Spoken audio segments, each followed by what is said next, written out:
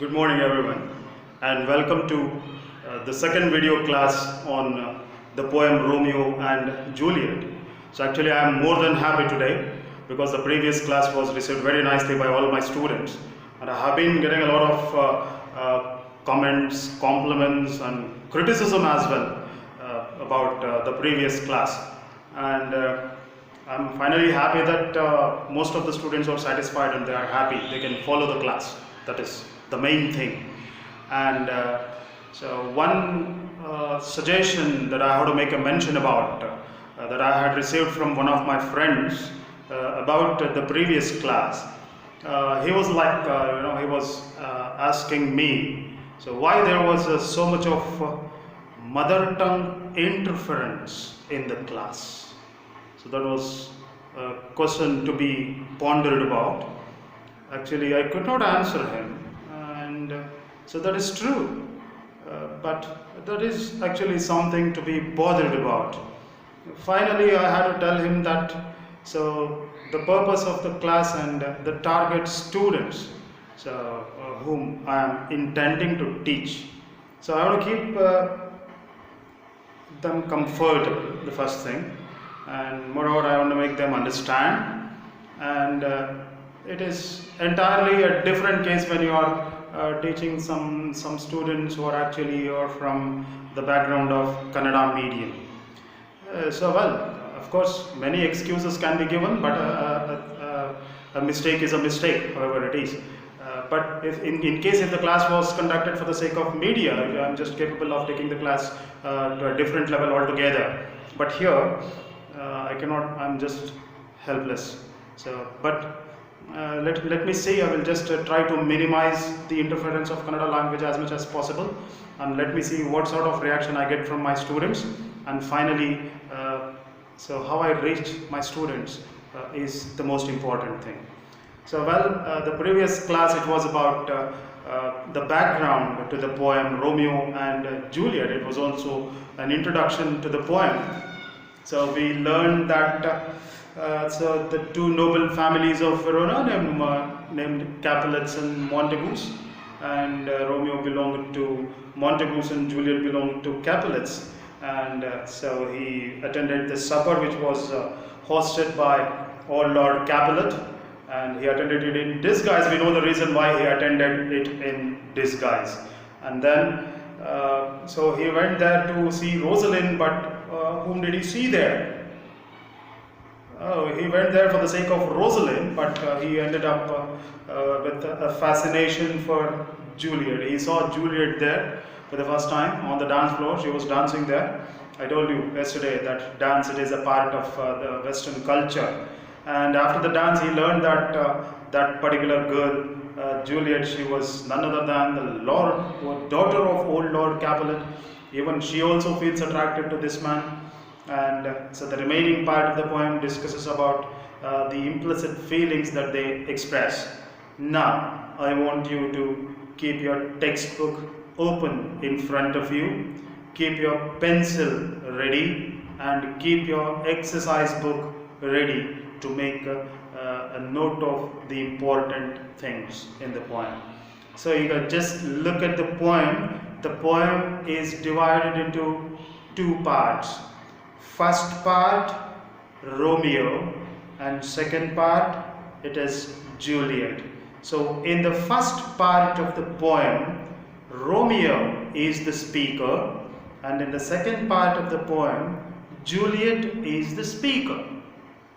So I don't want to discuss the entire play of Romeo and Juliet here. So let us limit our discussion to whatever we have in the textbook. So Romeo and Juliet, the play. So I suggest a thorough reading of the play once, because it is quite enjoyable. And so Romeo, Juliet, they love each other, and finally they sacrifice their lives for the sake of love. And finally the family feud which was there between those two families, it comes to an end. So this is just an outline story of that Romeo and Juliet play. So at the time of separation, So they express their feelings for one another. In the first part of the poem, Romeo expresses his intense feelings for Juliet. I will read that part and we shall after that take line by line analysis. Right? Just go through your textbooks. Oh, look at that. It begins with an oh. Oh, she doth teach the torches to burn bright. It seems she hangs upon the cheek of night as a rich jewel in an Ethiop's ear. Beauty too rich for use, for earth too dear. So shows a snowy dove drooping with crows, as yonder lady over her fellows shows. The measure done, I'll watch her place of stand, and touching hers made blessed my rude hand. Did my heart love till now? Did my heart love till now? Forswear it, sighed, for I never saw true beauty till this night. So this is how Romeo expresses the intensity of his feelings for Juliet. Look at the first line.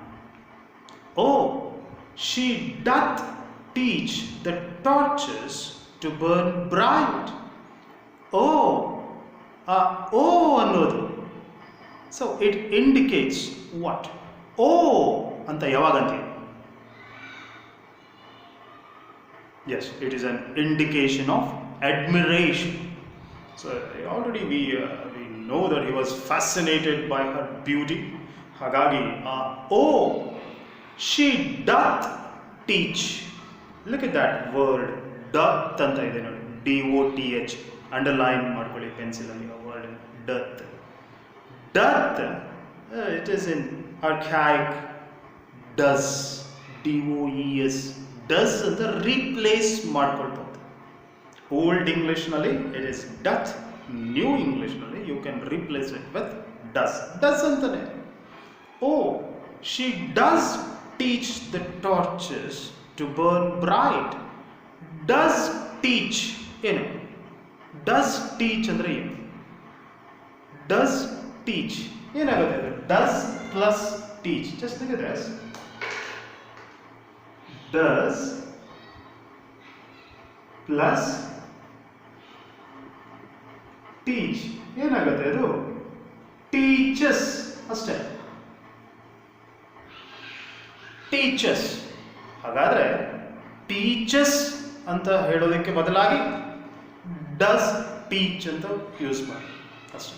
So ಬೇರೆ ವರ್ಡ್ಸ್ಗೆ you can use it in the same way, like does play. It can be replaced with the word plays. Does jump, jumps. Did jump ಅಂದ್ರೆ ಏನಾಗುತ್ತೆ? Jumped ಅಂತ. Did play ಅಂದ್ರೆ played ಅಂತ. So ಹಾಗಾಗಿ the word has been split. Teaches ಅನ್ನೋ word ಅನ್ನ split ಮಾಡಿ it has been made as does teach. So, oh, she teaches. It will be better. She teaches the torches to burn bright. She teaches the torches to burn bright. ಇಲ್ಲಿ torches ಅಂದ್ರೆ ಯಾವ torches? Torch ಅಂತ ಅಂದ ತಕ್ಷಣ ನಿಮ್ಮ ಮೈಂಡ್ಗೆ ಬರುವಂಥದ್ದು ಮನೆಯಲ್ಲಿ ಇದೆ ಸರ್, ನಮ್ಮ ಮನೆಯಲ್ಲಿ ಟಾರ್ಚ್ ಇದೆ. ನಾನು in case of power cut I will use a torch to find things in the darkness. So torch ಅಂದರೆ ಅದಲ್ಲ, that is a search light. ಮೊಬೈಲ್ನಲ್ಲಿ ಹಿಂದ್ಗಡೆ ಇರುತ್ತೆ ಟಾರ್ಚ್ ಲೈಟ್ ಇರುತ್ತೆ. ಸೊ ಬಟ್ ಇಲ್ಲಿ ಟಾರ್ಚ್ ಅಂತಂದರೆ ಇನ್ ಓಲ್ಡನ್ ಡೇಸ್ ಸೊ ಅವಾಗೆಲ್ಲ we did not have ಎಂಥದ್ದು ಎಲೆಕ್ಟ್ರಿಕ್ ಅಂಡ್ ಎಲೆಕ್ಟ್ರಾನಿಕ್ ಗ್ಯಾಜೆಟ್ಸ್ ಎಲ್ಲ we did not have anything, we did not have a search light, we did not no the use of a mobile phone, nothing. So ಏನೂ ಇರಲಿಲ್ಲ. ಅವಾಗೆಲ್ಲ torches ಆಗಿ use ಮಾಡ್ತಾ ಇದ್ದಿದ್ದು ಯಾವುದನ್ನ? So if you have watch the movie Baahubali, so ಅದರಲ್ಲಿ ಆ palace scenes ಎಲ್ಲ ತೋರಿಸುವಾಗೆಲ್ಲನೂ ಯು ಮಡ್ ಹ್ಯಾವ್ ಸೀನ್ ಉದ್ದುದ್ದದ್ದು ಕೋಲ್, ಅದಕ್ಕೆ ಎಡ್ಜಸಲ್ಲಿ ಕ್ಲಾತ್ಸನ್ನು ವೈಂಡ್ ಮಾಡಿಬಿಟ್ಟು, so they will be burning it, that is a torch. ಈಗ ಗೊತ್ತಾಯ್ತು, ಪಂಜು. ಎಸ್, ಸೊ ಓಲ್ಡನ್ ಡೇಸ್ನಲ್ಲಿ so there was no electricity, so they used such torches, they depended on torches so for light in darkness. So she teaches the torches to burn bright. ಇಲ್ಲಿ ಟಾರ್ಚಸ್ಗೆನೆ she teaches. ಏನು teach ಮಾಡ್ತಾರೆ? To burn bright. So the entire line, so metaphorically, poet ಇಲ್ಲಿ he is comparing the brightness of Juliet to the brightness of torches. And finally the line indicates that Juliet was brighter than, the brightness of Juliet was more than the brightness of torches, so it indicates. So she teaches the torches to burn bright. So she was so bright, Juliet was so bright, she was a glowing beauty that she can replace the torches when it came to brightness. So that's it.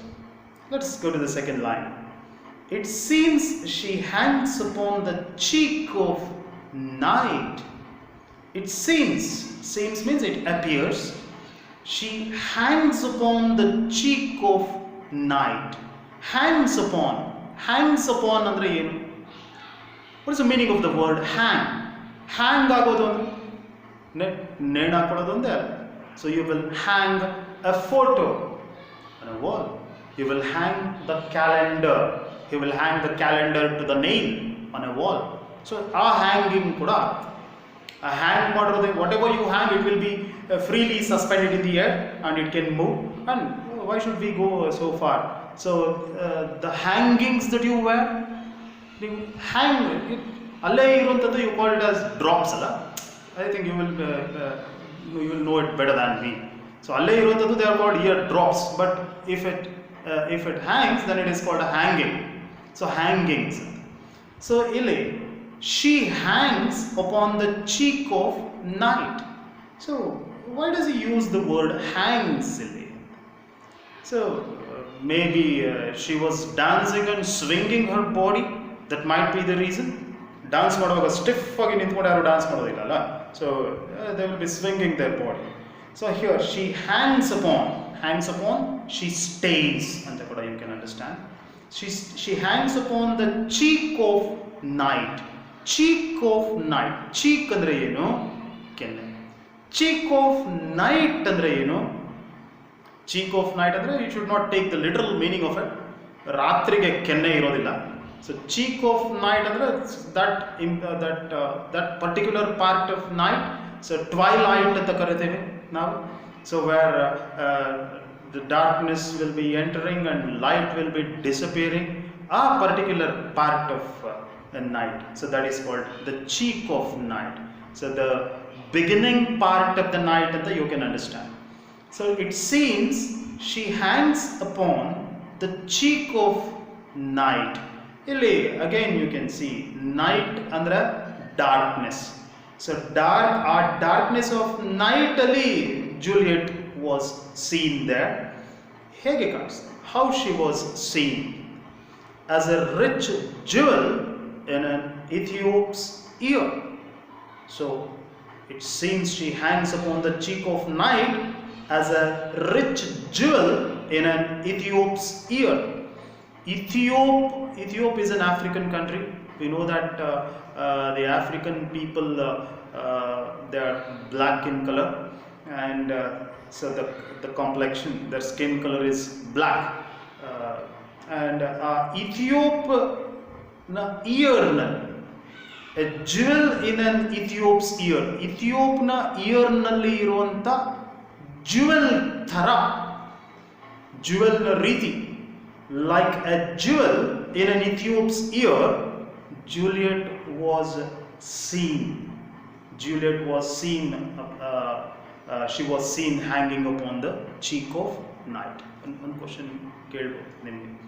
how was Juliet seen in the night? So Juliet was seen like a rich jewel in an Ethiop's ear.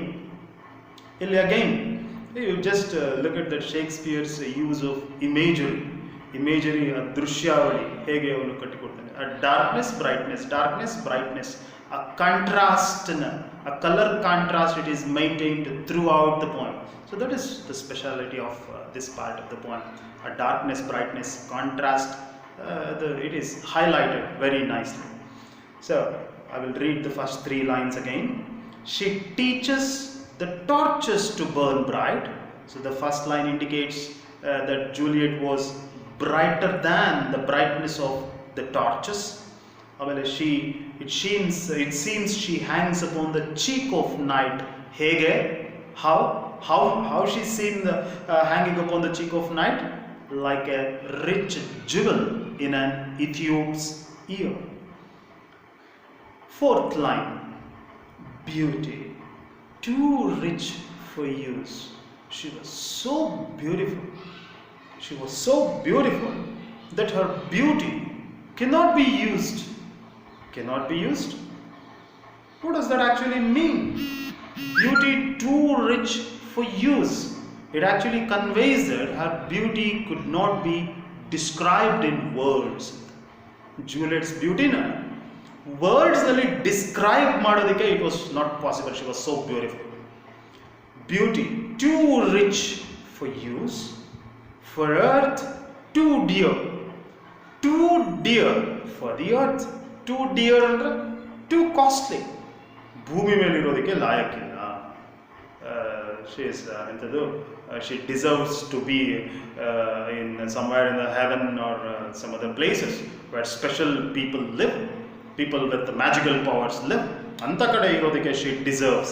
So earth mele irodike avulu she doesn't deserve anta. So beauty too rich for use, for earth too dear. So shows us now snowy dove trooping with crowds, as yonder lady over her fellows shows. So shows a snowy dove trooping with crows. So here in these 2 lines there is another comparison. Juliet is compared to a snowy dove. Dove andre eno? Dove, a pigeon jatige seiriruvanthadu parivala.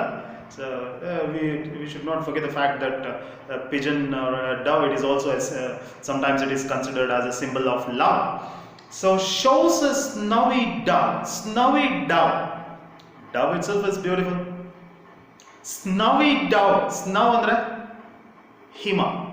So what color is the snow? White. So hagadre snowy dove antandre white parivala. So Juliet is compared to a snowy dove. A snowy dove ellidru kuda beautiful ಆಗಿ ಕಾಣುತ್ತೆ, ಎದ್ದು ಕಾಣುತ್ತೆ. Compound ಮೇಲೆ ಇದ್ರೂ you can see that. If it is on a tree, if it is perched on a tree, you can see that. If it is on a building, you can see that. It certainly attracts the eyesight of anyone, snowy dove especially. But if the same snowy dove, if it is trooping with crows ಜೊತೆಗೆ ಆ ಸ್ನೋವಿ ಡವ್ ಇದ್ರೆ, crow ಅಂದ್ರೆ ಕಾಗೆ, ಎಲ್ಲಿದ್ರೂ ಪಾರಿವಾಳ, ಬಿಳಿ ಪಾರಿವಾಳ ಎದ್ದು ಕಾಣುತ್ತೆ. But if the same snowy dove, if it is trooping with the crows ಗುಂಪಿನಲ್ಲಿ ಆ ಸ್ನೋವಿ ಡವ್ ಇದ್ರೆ ಇನ್ನು ಎಷ್ಟು ಎದ್ದು ಕಾಣುತ್ತೆ. ಸೊ ಹಾಗೆ ಕಾಣ್ತಾ ಇದ್ರು Juliet. So Juliet was seen like a snowy dove trooping with the crows. So again this darkness and brightness contrast ಇಲ್ಲಿ ಕೂಡ ಈ ಲೈನ್ ಅಲ್ಲಿ ಕೂಡ ಇದೆ. So crows black in color and snowy dove white in color. So it just goes on throughout the poem. So that is the beauty of this particular part. So shows a snowy dove trooping with the crowds. Juliet was seen like that. So ಇಲ್ಲಿ one more point you should remember. ಇಲ್ಲಿ Juliet ಏನೋ she is compared to the snowy dove. ಹಾಗಾದ್ರೆ crows ಎಲ್ಲ ಯಾರಾದ್ರು? Her companions, ಅಲ್ಲಿದ್ದಂಥ ಬೇರೆ ಜನ ಎಲ್ಲ, her relatives, ಅವಳ cousins, friends, who had all assembled in that particular party, the supper party. So ಎಲ್ಲರನ್ನು crows ಮಾಡಿಬಿಟ್ಟು. So if the line itself shows, so she was seen like a snowy dove trooping with the crows. So Juliet is compared to a snowy dove, and crows refers to the other people who were present there. Julietನ ಎಂಥದ್ದು price ಮಾಡೋ, ಅವಳ ಬ್ಯೂಟಿಯನ್ನು price ಮಾಡುವಂಥ ಆ ಥರದಲ್ಲಿ the poet here he has called all the other people who had present there as crows. As yonder lady, yonder, look at the word yonder. I want you to underline that word, yonder. Yonder ಅಂತಂದ್ರೆ, what do you mean by that word? There. So why that word? Because his concentration is on that particular lady, that particular girl. ಅಲ್ಲಿ ಅಷ್ಟು ಜನ ಇದ್ರೂ ಕೂಡ, so his attention is only on Juliet. Yonder lady over her fellows shows. So it is clear, crows ಯಾರು ಅಂತ. So Juliet is compared to a snowy dove. ಹಾಗಾದ್ರೆ ಅಲ್ಲಿದ್ದಂಥ crows ಅಂದ್ರೆ, so it indicates that fellows, her fellows are compared to crows. Fellows means companions or relatives, cousins, ಬೇರೆಲ್ಲ ಯಾರು ಇರ್ತಾರೆ ಅವ್ರ ಜೊತೆಗೆ. So everyone. The measure done, I will watch her place of stand. The measure done. Measure done means the work is completed. What work was going on there? Yes, dance. So the measure done indicates that the dance was completed. And what does Romeo do after the dance was completed?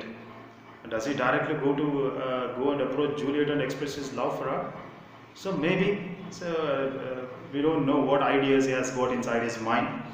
So he was fascinated by her beauty and he has lost himself. This is a genuine example of love at first sight. So the measure done, I will watch her place of stand. So when you are in love, so everything associated with the lover, so becomes precious and pious and sacred to him and important to him. ಇಲ್ಲಿ ಜೂಲಿಯಟ್ಗೆ ಸಂಬಂಧಪಟ್ಟಿರೋದು ಪ್ರತಿಯೊಂದು ಕೂಡ ಇವನಿಗೆ ಇವಾಗ important. So he says, I will watch her place of stand. So he wants to watch the place where Juliet was standing. ಅವಳು ನಿಂತ್ಕೊಂಡಿದ್ದಂಥ ಜಾಗನ ನೋಡ್ತಾನೆ. So I will watch her place of stand, and touching hers, make blessed my rude hand. Touching hers, make blessed my rude hand. This is the height of the intensity of Romeo's feelings. So generally it is believed that boys are rough physically. I mean it physically, and females, they are not as rough as boys. So Romeo as a male, so he feels like he wants to make his rude hand a blessed hand. ಅವನ rough ಆಗಿರೋ ಹ್ಯಾಂಡನ್ನು he wants to make it a blessed hand, ಪವಿತ್ರವಾದಂಥ ಹ್ಯಾಂಡನ್ನಾಗಿ ಮಾಡ್ಕೊಳ್ಬೇಕಂತೆ. ಹೇಗೆ? by touching Juliet's hand. Look at the intensity of feelings of Romeo here. So he wants to make his rude hand a blessed hand. How? By touching Juliet's hand. And look at the last two lines, right? Did my heart love till now? He's questioning himself. Did my heart love till now? Forswear it, sight. So we know the fact that the reason why he was there, because he has come there to see Rosalie. Already his heart has already loved one girl, but now that he is realizing that the previous one was infatuation, and the feeling that he has developed for Juliet, so that is real love. So maybe who knows, in future inna Juliet ginta inna beautiful agirunta hudgi if he comes across. So we cannot guarantee, we cannot say. So Romeo will. So what type of reaction, how he would actually react, we cannot say that. So that is the real nature of love actually. So did my heart love till now? Iduvargu nan hridaya preetsita. This is how he is asking. Did my heart love till now? Forswear. So he forswears. Forswear model pramana. Yes. Pramana model. Forswear it. Sight. Sight means drushya. Drushyada mere pramana ಮಾಡ್ತಾರೆ. Forswear it. Sight. For I never saw true beauty till this night. So he had never seen a girl as beautiful as Juliet till that night. So this is what Romeo forswears. Well, this is all about the intensity of feelings expressed by Romeo for Juliet. So line by line analysis.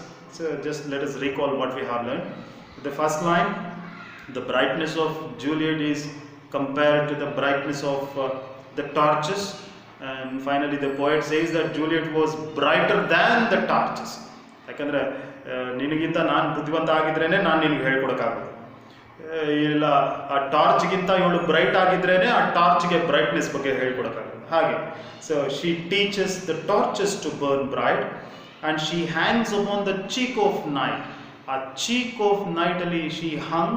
So how does she hang upon the cheek of night? Like as and like a rich jewel in an Ethiop's ear. So you call it as a simile. So where you compare two things with the help of a word like or as. So it will become a simile. Figures of speech nalli it is called a simile. So like a rich jewel in an Ethiop's ear. And what does he say about her beauty? So her beauty too rich. Rich beauty she was. So a beauty of an exalted kind. So where he says that her beauty could not be described in words, and she was too dear for the earth. She doesn't deserve to stay on the earth at all. She deserves to be somewhere in the paradise or heaven or some other places where people with special powers live. And so in the next two lines you have another comparison where Juliet is compared to a snowy dove. She looked like a snowy dove trooping with the crows. That is important. Trooping with the crows. Here you can find two comparisons. So one is Juliet is compared to a snowy dove, and the fellows who were dancing along with Juliet, they are compared to the crows. And then yonder ladies, that word is important because it shows that Romeo's complete focus was on Juliet and no one else. Yonder lady over her fellows shows the measure done. Again, the dance was completed. And so what did he do after the dance was completed? He just stayed there watching the place where Juliet was standing, and finally he wanted to make his rude hand a blessed hand by touching Juliet's hand. And he asks himself finally, so you call such a question as a rhetorical question. So it is a rhetoric. Did my heart love till now? So we know the answer, yes or no. So let us not be critical and analytical at this particular point. Let us go with what he says. So did my heart love till now? And he finally forswears. What does he forswear? That he had never seen true beauty till that night. So this is all about what we have there. So these things you have to remember. So what type of questions might be asked? Different types of questions that can be framed on this particular part. First line ali ಏನು question ಆಗ್ಬೋದು? She teaches the torches to burn bright ಅಂತ ಇದೆ. So what does Juliet teach the torches? What does Juliet teach the torches? She teaches the torches to burn bright. And you can also begin the question using another question. You can replace the question word like who. Then the question will be like, who teaches the torches to burn bright? So our answer will be Juliet. And she hangs upon the cheek of night. Where does Juliet hang upon? Question might be asked. Where does Juliet hang upon?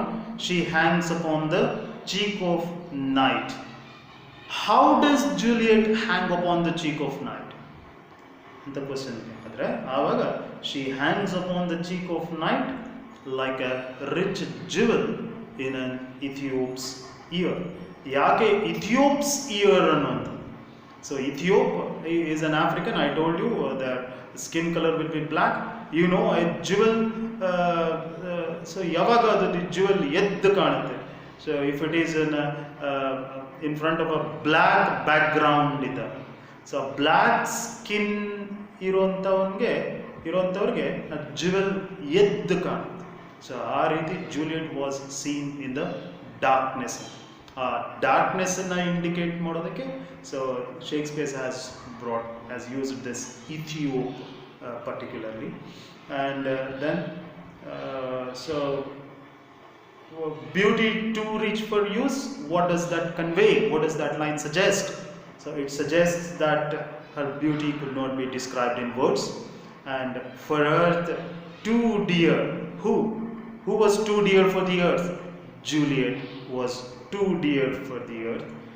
And she is compared to a snowy dove, and so shows a snowy dove trooping with the crows. So here a question will be asked like this, and the snowy dove is compared to or dash is compared to a snowy dove. On the 4 options ಕೊಟ್ಬಿಡ್ತಾರೆ.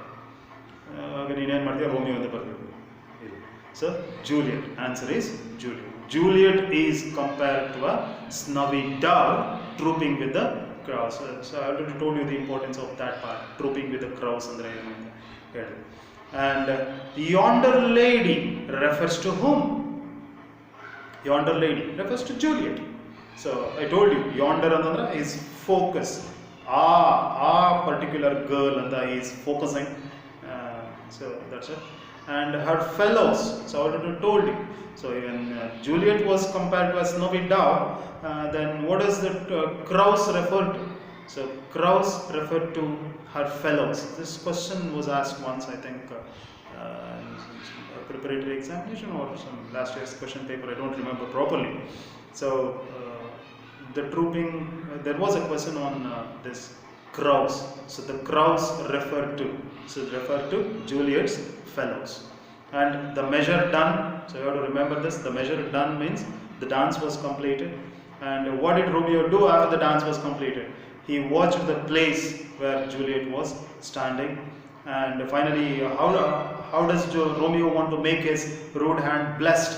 So he wanted to make his rude hand blessed by touching Juliet's hand.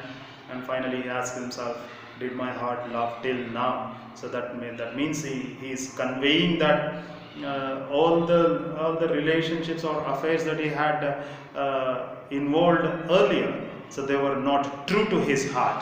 So only the feelings that he is getting after seeing Juliet, only these feelings are true. So in order to convey that, he uses this, did my heart love till now? And he forswears finally.